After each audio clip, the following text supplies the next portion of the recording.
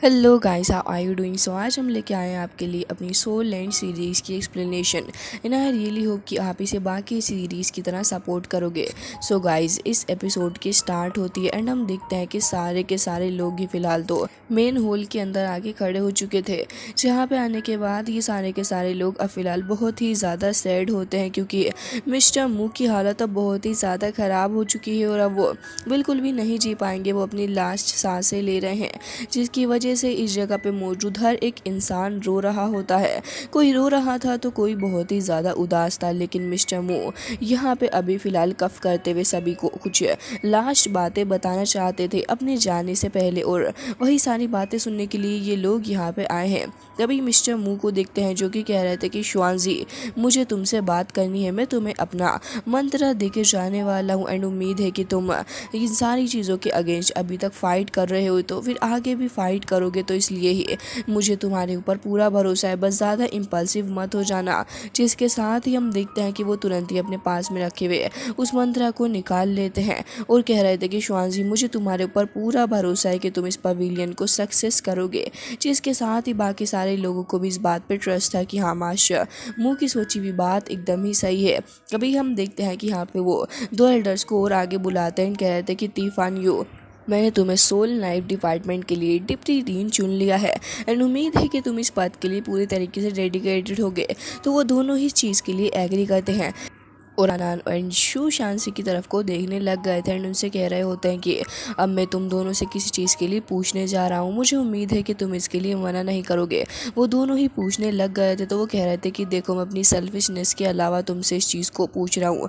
मुझे पता है कि बाकी सारे लोग भी तुम्हारी तरह ही बनेंगे फ्यूचर में आगे जाके एंड उम्मीद है कि तुम तियानमेन को ज्वाइन करोगे। जिसके साथ ही वो आगे बताते हैं कि थाउजेंड्स ऑफ ईयर्स पहले हमारे एंसिस्टर तांग सैन ने इस जगह को काफ़ी प्रोस्पेरस कर दिया था, लेकिन इस सब के बावजूद भी चीज़ें हमारे हाथों से काफ़ी ज़्यादा बुरे तरीके से निकली हैं। लेकिन इस सब के बावजूद और भी काफ़ी सारी चीज़ें ख़राब हुई हैं। श्रेक एकेडमी के अंदर जो प्रिंसिपल है वो न्यूट्रलिटी है एंड उम्मीद है करता हूँ कि तुम सारे ही लोग इसको सेव करने की पूरी कोशिश करोगे, क्योंकि मुझे पता है कि तुम सब ने हमेशा ही इसको पूरे तरीके से मेंटेन करने की कोशिश की है। और अब वो आगे उन दोनों को कह रहे होते हैं कि तुम्हें एक दूसरे के साथ में शादी करनी होगी क्लैन के अंदर, तो वो दोनों इस चीज़ के लिए एग्री कर जाते हैं। हालांकि शाओयू यहाँ पे उनके पास में बैठ के रोने लग गया था, लेकिन वो दोनों कह रहे थे कि हम मास्टर का ऑर्डर मानने के लिए रेडी हैं।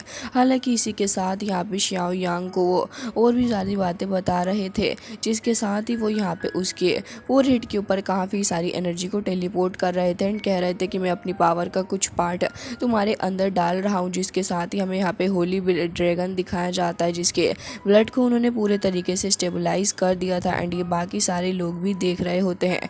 तभी यहाँ पे उनकी हालत और भी ज़्यादा ख़राब हो चुकी थी, उनके मुंह से ब्लड आ रहा होता है।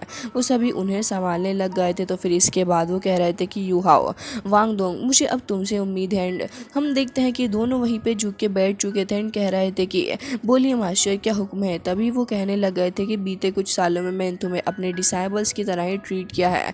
फिलहाल तो मुझे पता है कि फ़िलहाल शाओ यू एंड बेई वेई तांग सेक्ट को आगे लेके जाएंगे एंड वो ही से कैरी करने वाले हैं, लेकिन इसी के साथ मुझे तुमसे काफ़ी बड़ी उम्मीद है श्रेक को लेके। तुम्हें श्रेक को यहाँ से छोड़ के जाना होगा और इसी के साथ इसका जो पीस है वो वापस तुम्हें लाना है, क्योंकि ये तुम्हारी जिम्मेदारी है। वो दोनों ही इस बात के लिए एग्री कर गए थे। तो फिर फिलहाल वो कह रहे होते हैं कि वाह, तुम सन एंड मून पैलेस के अंदर जाओगे एंड वहाँ पे जाने के बाद तुम जो भी हमने तुम्हें सिखाया उन सारी टेक्निक को सीखोगे एंड फिर और भी अच्छे से उन्हें परफॉर्म करोगे, क्योंकि तुम्हें पता है कि एम्प्रर वो पूरे तरीके से ख़तरनाक आदमी बन चुका है एंड उसके ऊपर भरोसा बिल्कुल भी नहीं किया जा सकता। वॉर को स्टॉप करना ही हमारे पास में होता ऑप्शन है एंड मुझे पता है कि तुम्हें पीस को मेंटेन करना काफ़ी अच्छे से आता है। जिसके साथ ही युहा उदास होते हुए कह रहा था कि टीचर आप परेशान ना हो, मैं अपना 100% दूंगा इसके लिए। जिसके साथ ही बाकी सारे लोग भी उनको ग्रीट करने लग जाते, अपनी नीज़ के ऊपर बैठ के कह रहे थे कि हम अपना 100% देंगे आपकी इन सारी लास्ट कही हुई बातों को फॉलो करने के लिए। तभी हमें दिखाया जाता है कि यहाँ पे अब वो पूरे तरीके से अभी श्रेक एंसिस्टर बन चुके थे एंड अब यहाँ से जा रहे होते हैं। उनकी सोल जो कि एक ड्रैगन के अंदर तब्दील हो चुकी थी, वो हर जगह ही फैल रही होती है काफ़ी तेज़ रोशनी के साथ में, और लास्ट में वो मुस्कुरा मुस्कुराते हुए अपनी बॉडी को भी कुछ पार्टिकल्स के अंदर कन्वर्ट कर डालते हैं। एंड जैसे जैसे वो पार्टिकल्स हर एक जगह पे गिर रहे थे वो जगह पूरे तरीके से वापस से अच्छी हो जाती है, मतलब कि वो जगह वापस हेल्दी हो गई थी। अब इन सिस्टर के वहाँ से जाते ही वो बाकी सारे लोग काफ़ी चिल्ला चिल्ला के रोने लग गए थे और अपने मास्टर को बहुत बुरे तरीके से याद कर रहे होते हैं। लेकिन अब उनके जाने का वक्त आ चुका था, जिसके चलते उन्हें जाना ही पड़ता है। हालांकि इसी के साथ अब हमें रात का सीन दिखाया जाता है, जहाँ पे यूहाओ बाहर खड़ा हुआ था और वो मास्टर की कही हुई सारी बातों को सोच रहा होता है। वांग डोंग भी उसके पास में था, लेकिन फ़िलहाल वो उसे डिस्टर्ब नहीं करना चाहता था, क्योंकि फ़िलहाल तो यूहाओ अपने खुद के ही मेंटल चीज़ों के साथ में फंसा हुआ है। एंड अभी उसे एक काफ़ी बड़ा फैसला भी लेना है, जो कि मास्टर ने उसे लेने के लिए कहा था। जिसके साथ ही अब हमें नेक्स्ट डे सुबह का सीन दिखाया जाता है। यूहाओ ने डिसाइड कर लिया था कि अब उसे क्या करना है, और वो कहता है कि टीचर, मैं वही करूँगा जो आपने मुझे करने के लिए कहा। वो तुरंत ही अपना बैग उठा लेता है और फिर अब वो उस जगह से निकल के जाने वाला था। जियाओ जियाओ वहाँ पे नीचे खड़ी हुई उसे बुला रही थी। एंड हम देखते हैं कि बाकी सारे लोग भी आ जाते हैं उसके पास में। तो यहाँ पे हम देखते हैं कि वहाँ सभी को अब यहाँ पे बाइक वहाँ से निकल के जा रहा था, उसकी गाड़ी भी वहाँ पे रेडी थी। तो वांग डोंग भी उसे वहाँ तक छोड़ने के लिए आया था। हालांकि इसी के साथ वो सारी टीचर्स को ग्रीट करता एंड कह रहा था कि मेरे लिए इंतज़ार करिएगा, मैं वापस ज़रूर से ही आऊँगा। यहाँ पे वांग डोंग उसे कह रहा था कि अपना ख्याल रखना। एंड जियाओ जियाओ तो रोने ही लग जाती है। साथ ही हुआन बिन भी उसे कह रहा था कि ब्रदर अपना ख्याल रखना, एंड हम उम्मीद करते हैं कि तुम्हारी जर्नी सेफ होगी। और बाकी सारे लोग भी फिलहाल यही कह रहे थे। तभी हम देखते हैं कि यहाँ पे कैरेज के पास से आवाज़ आ जाती है कि गाड़ी रेडी है, आप सभी को आना होगा। तो हम देखते हैं कि वहाँ सभी से इजाज़त ले रहा होता है जाने के लिए। एंड यहाँ पे हम देखते हैं कि वो सभी लोगों को बाय के वहाँ से जा भी रहा था। हालांकि इस बात से वांग डोंग को काफ़ी ज़्यादा बुरा लग रहा था, लेकिन वो बेचारा अब कर भी क्या सकता था, क्योंकि पहले ही उसने अपना फैसला बना लिया है यहाँ से जाने के लिए। एंड इसी के साथ हमें दिखाया जाता है कि फाइनली जाके वो उस जगह से निकल गया था। हालांकि इसी के साथ हमें काफ़ी ज़्यादा अजीब सी जगह दिखाई जाती है, जहाँ पे कोई बंदा कह रहा था कि अब उनका होली सिस्टर वहाँ से जा चुका है और अब मैन काइंड की जो एज थी वो ख़त्म हो चुकी है। अब तो चीज़ें अलग तरीके से स्टार्ट होंगी। हालांकि अब फाइनली जाके हम इन दोनों ही लोगों को देखते हैं, जहाँ पे एम्परर सामने आके खड़ा हो गया था एंड कह रहा होता है कि वैसे तुम्हारी एकेडमी से मिस्टर मू तो अब मर ही चुके हैं। मुझे लगता है कि उन्होंने तुम्हारे ऊपर काफ़ी बड़ा एहसान किया है, तुम्हारे ऊपर इतनी बड़ी जिम्मेदारी देके। लेकिन ये सुनने के बाद बाकी सारे लोगों को गुस्सा आ गया था कि आखिर ये किस तरीके से बात कर रहा है। लेकिन यहाँ पे सीनियर इन सभी को रोक लेते हैं एंड कह रहे थे कि बस भी करो, श्रेक एंड हमारा ग्रुप पूरे तरीके से ही पावरफुल एंड रही बात तुम्हारी, तो तुम्हें ही हमसे संभल के रहने की ज़रूरत है। अपनी खुद की सेहत पे ध्यान दो, समझे। जिसके साथ ही हम देखते हैं कि ये लोग आपस में फ्लैग्स को एक्सचेंज कर लेते हैं। एंड यहाँ पे बाकी सारे डिसाइबल्स भी एक दूसरे को ग्रीट करते हैं। हालांकि यहाँ पे यूहाओ से एक लड़का कह रहा था कि तुम मेरे नए कॉम्पिटिटर हो, तुमसे मैं बहुत अच्छे से बदला लूँगा। श्रेक तो मेरे पैरों के नीचे आ जाएगा। लेकिन तभी यहाँ पे यूहाओ से कह रहा था कि तुम्हारी सन एंड मून अकेडमी इतनी भी ज़्यादा पावरफुल नहीं है, समझे। तुम अपने आप को थोड़ा हद में रह के बात किया करो। जिसके साथ ही यूहाओ थोड़ा आगे निकल जाता है। तभी हमें दिखाया जाता है कि फाइनली जाके ये लोग एकेडमी के पास में आ चुके थे। तो यहाँ पे काइटो उसे काफ़ी ज़्यादा ध्यान से देख रहा था। तो यूहाओ से पूछ ही लेता है कि आखिर तुम इसे ऐसे क्यों देख रहे हो। तो फिर वो कहता है कि वैसे तुम्हें पता है इस फेमस सिटी के अंदर ही मैं बॉर्न हुआ हूँ। ये सुनते यूहाओ काफ़ी शौक हो गया था। हालांकि यहाँ पे काइटो से कहता है कि ठीक है, अभी कभी चांस मिलेगा तो फिर तुम्हें बताऊँगा दोबारा से पूरी स्टोरी। हालांकि इसी के साथ ये लोग एकेडमी के अंदर एंटर करते हैं, जहाँ पे एंटर करने के बाद सब कुछ काफ़ी ज़्यादा अच्छा नज़र आ रहा था। बल्कि यहाँ पे डेवलपमेंट भी काफ़ी ही ज़्यादा अच्छी है एंड यहाँ का जो हो रहा है वो भी काफ़ी सही है। काफ़ी सारे न्यू कमर्स होते हैं जो कि अपनी पढ़ाई वगैरह कर रहे थे एंड कुछ ओल्ड स्टूडेंट्स भी यहाँ पे बैठे हुए होते हैं। चीज़ें बहुत ही ज़्यादा सही नज़र आ रही थी। तभी हम देखते हैं कि यहाँ पे उन तीनों में से एक बंदा कहता है कि हम सभी ने तुम्हारे लिए ट्यूटर्स को ढूंढ लिया है, तो जाओ अपने इस बेच को अपने पास में लगा लो एंड एकेडमी के अंदर एंटर करते ही तुम्हें तुम्हारे ट्यूटर्स से मिलना होगा। जिसके साथ ही वो बैच दे के तुरंत ही निकल जाते हैं। हालांकि इसी के साथ हम देखते हैं कि सारे लोग एक दूसरे से अलग हो जाते हैं, क्योंकि इन्हें अपने अपने ट्यूटर के पास में जाना भी था। अब यूहाओ डायरेक्शन को फॉलो करते करते जा रहा था। उसका बैच उसे बताता है कि आपको 50 मीटर्स यहाँ से थोड़ा आगे जाना होगा फ्रेशमैन डॉर्मेटरी की तरफ। तो वो वहाँ पे चला भी जाता है। उसे एक रूम दिखाई पड़ता है जो कि युहाओ का था और अब से वो वहीं पे ठहरने वाला था। हालांकि रूम काफ़ी ज़्यादा अच्छा नज़र आ रहा होता है। युहाओ तुरंत ही उसके अंदर आ गया था।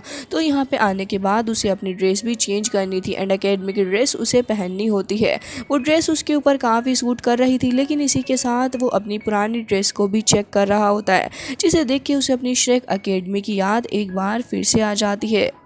फिर वो वहाँ से निकल गया था अपने ट्यूटर के पास में। हालांकि हम देखते हैं कि वो एक डोर के पास आता है जहाँ पे अपना बैज उसे डालना था एंड जैसे ही वो बैज इंस्टॉल करता है वो डोर खुद ही ओपन हो गया था। यहाँ की चीज़ें काफ़ी ज़्यादा मैकेनिकल टाइप सी थी, तो वो तुरंत ही आ जाता है। उसका टीचर कुछ काम कर रहा था। टीचर तुरंत उसे अपना नाम बता रहा होता है एंड कह रहा था कि मेरा नाम श्वान है, फिलहाल तो मैं यहाँ पे कुछ टेस्ट वगैरह कर रहा हूँ, वैसे मैं तुम्हारा भी एक टेस्ट लेने वाला हूँ, अगर तुमने इसे पास कर लिया तो ही तुम्हें आगे सिखाऊंगा। हालांकि यहाँ पे युहाओ कह रहा था कि मैं श्रेक अकेडमी से में किसी भी तरीके के चैलेंज से नहीं डरता। ये सुनते ही वो उसकी तरफ को टाइम घुमा देते हैं, कह रहे थे कि ठीक है ज़रा दूसरी साइड पर जाओ, वहाँ पे तुम्हारे पास में काफ़ी स्टोन से उन्हें अलग करके ज़रा मुझे दिखाओ, ढंग से अलग करना, कहीं ये डिस्ट्रॉय ना हो जाए।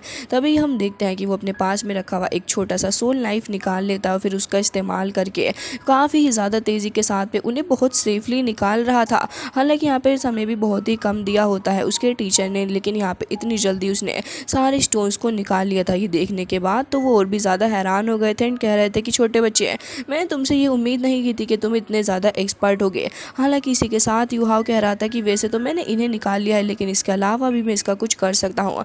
वो एक वेपन बनाने लग गया था जो इन स्टोन्स का इस्तेमाल करके काफ़ी पावर को जनरेट कर सकता है। युहाओ कुछ ही सेकंड्स के अंदर उसको कंप्लीट कर लेता है एंड कंप्लीट करने के बाद वो एक गन जैसा नज़र आ रहा था और एक काफ़ी पावरफुल वेपन नज़र आता है।